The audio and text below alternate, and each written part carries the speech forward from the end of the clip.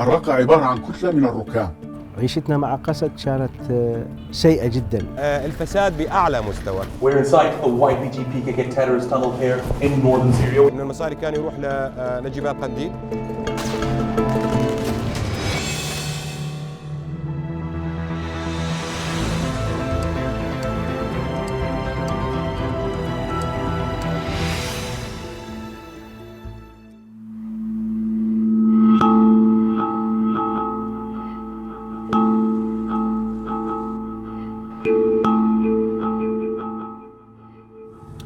We're driving through Raqqa. It's a city that carries a lot of history and a lot of trauma. Not long ago, this was the so-called capital of Daesh. Then Daesh was pushed out. After that, Raqqa came under control of the SDF, led by the YPG terrorist group. And when Daesh fell, people looked at cities like this and said, now comes the rebuilding. Millions of dollars were announced, projects were announced, but when you speak to people here today, what you hear again and again is simple. Nothing really changed.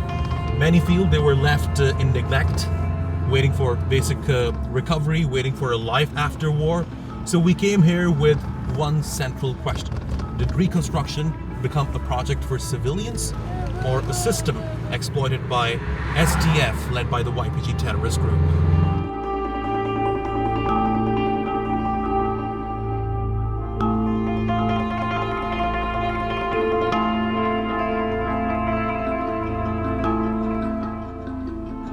Hello. You're welcome, Ammar. Very nice to meet you. Nice to meet you too. I am meeting Ammar. He's a resident of Raqqa. He lived through the terror of Daesh and stayed after the SDF took control. You know, one thing that really struck me when I entered Raqqa was that almost every neighborhood in this city looks like this. There's destruction everywhere. Yes, because I can say that in 10 years, SDF didn't do anything about reconstruction in Raqqa city.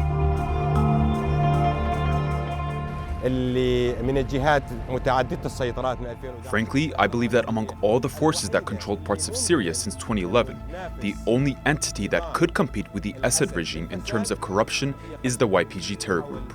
Everything was under their control. Oil wells, border crossings, agriculture. They placed some Arabs in certain positions and allowed widespread corruption. It was everywhere. If you look at the streets of Raqqa, you can see their condition.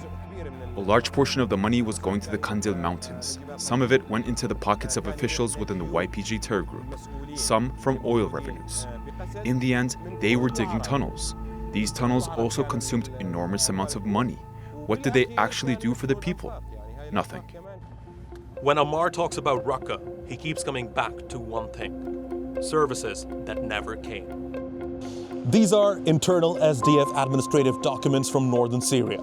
Contracts for water networks, tender for sanitation works, payment approvals, and even oversight letters raising concerns about procedures. On papers, it looks like reconstruction was moving forward. Everything is stamped, everything is signed. But the question is, what happens after the paperwork? Because corruption does not always look dramatic. Sometimes it looks like projects that exist perfectly on paper, but never reach people in real life.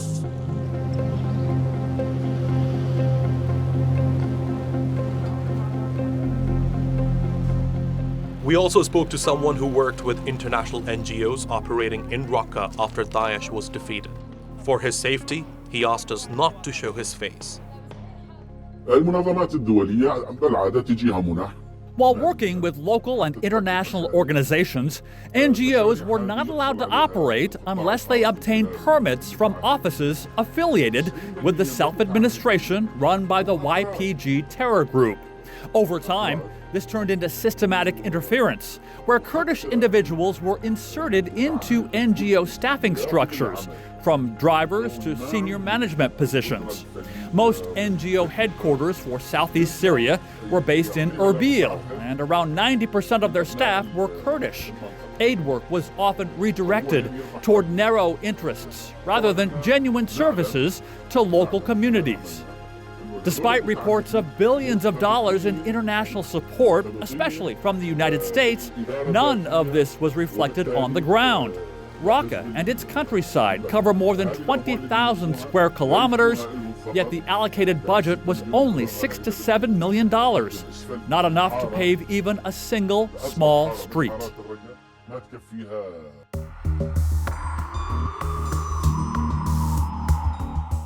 To understand why so many promises later felt hollow, we had to go back to where the trauma began. We went to the so-called Black Stadium. Under Daesh, this was used to detain, torture, and publicly execute civilians. Inside, detainees carved their names and entry dates into the walls, some without an exit date. The cells are barely big enough to stand. That's it. That's for one person. There is something deeply unsettling about this place. Even now, it feels heavy, like the walls remember.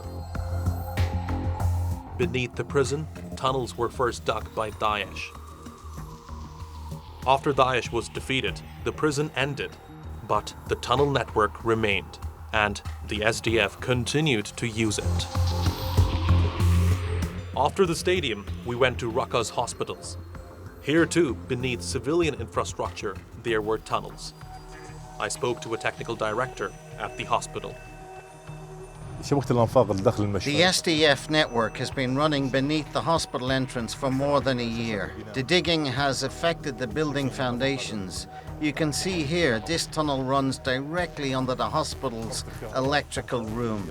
These tunnels start from the hospital entrance, pass beneath the structure, and then branch out towards the city outskirts and residential neighborhoods, giving direct underground access into the city.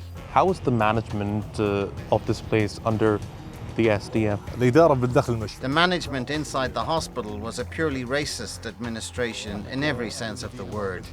We, as the people of the city, were marginalized in administrative positions. Decision-making was not in our hands. It was done through the cadres and the PKK. We had absolutely no role in the management whatsoever.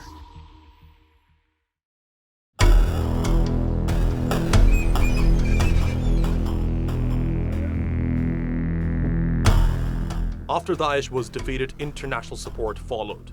US budget documents show hundreds of millions of dollars allocated annually under counter-Daesh programs, adding up to more than $1 billion over time.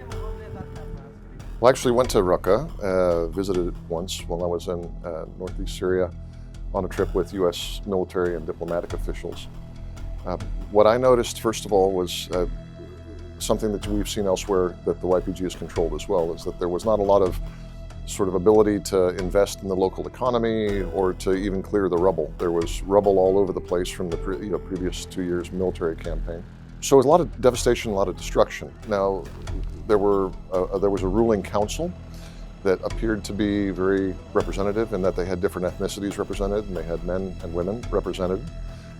But we got the sense that they weren't actually the ones making the decisions, right? There sort of was this behind-the-scenes control mechanism of the cadres, and definitely the U.S. vision of by, with, and through, which is kind of how we did the counter-terror campaign against ISIS, basically said, we will instruct you on the military aspects. We will support you.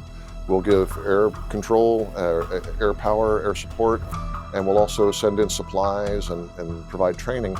We will not dictate the political outcomes. What that meant in reality is that they had a de facto control mechanism with no oversight, not from Damascus, and that was Assad, so that wouldn't have been appropriate, but no real political guidance from the US. And frankly, without a lot of domestic guidance on this as well from the locals. So that what that essentially means is that it was Kandil setting the top policy lines.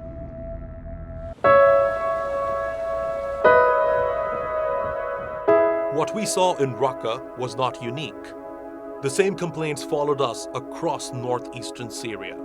So we traveled to Deir Ezor. The region is rich in oil and agriculture, but people here say they were left with nothing. We've come here to meet someone who was a former city council member here in Deir Ezor. People here tell me that he's someone very influential. So we're hoping we might be able to get some insights about how this area was under the rule of the SDF led by the YPG terrorist organization. I believe this is his house.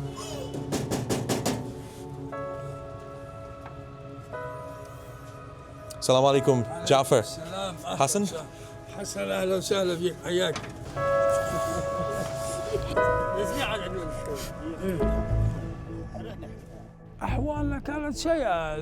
When the YPG terror group was controlling the area, our situation was very bad.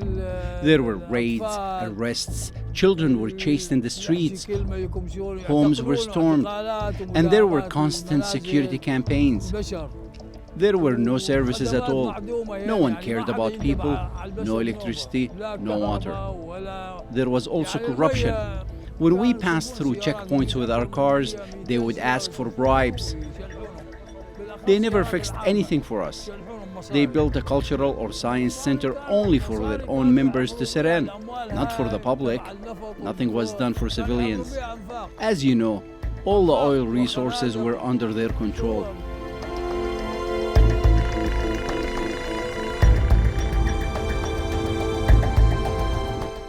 Until January 2026, the SDF controlled more than 70% of Syria's oil fields, generating an estimated $2.5 billion a year, before being pushed out of these areas by the Syrian government.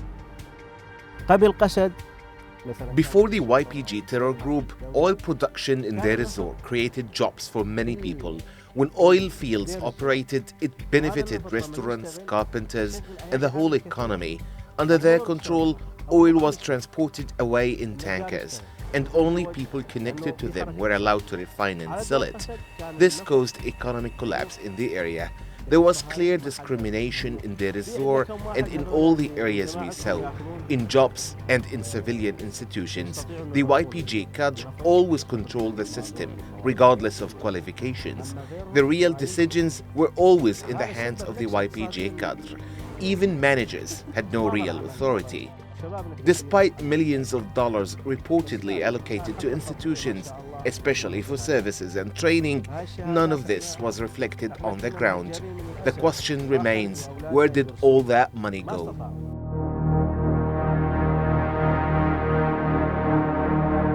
While civilians struggled without services, there was one area where resources flowed freely: underground. Near Syria, close to Ain al-Arab, we found a massive tunnel, exposing the overlap between the PKK, the YPG, and the SDF.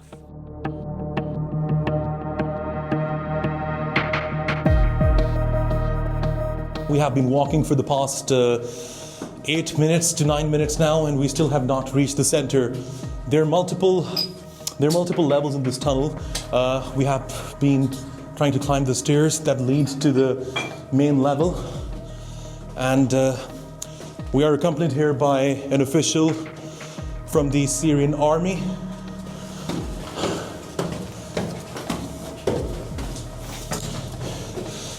The officials here have also told us that this place is heavily mined, so they're warning us against touching anything, anywhere.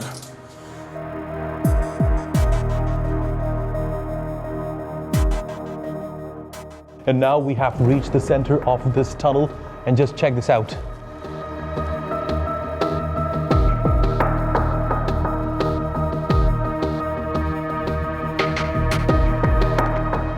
What we saw underground was not just a tunnel. It was a multi-story complex built deep inside a mountain. There's an auditorium large enough to gather people, with images of armed terrorists on the walls.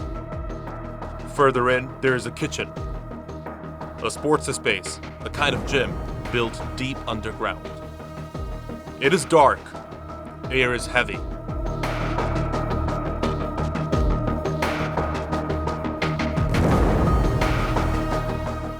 Right now we are going to the third level of this tunnel.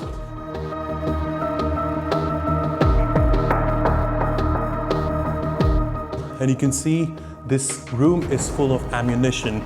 It's clear that they left this place in a rush. You can see RPG over there and bullets across this room. There's even a briefing room with multiple chairs and desks laid out for planning. This kind of construction does not happen by accident. It takes time, planning, and resources. Above ground, people here say they lived without basic services. Below ground, this is where the money went. So the question is not abstract, it is deeply human. Did reconstruction become something meant for people or something exploited by those in power? And as northern Syria enters yet another new chapter, will anyone finally be held accountable?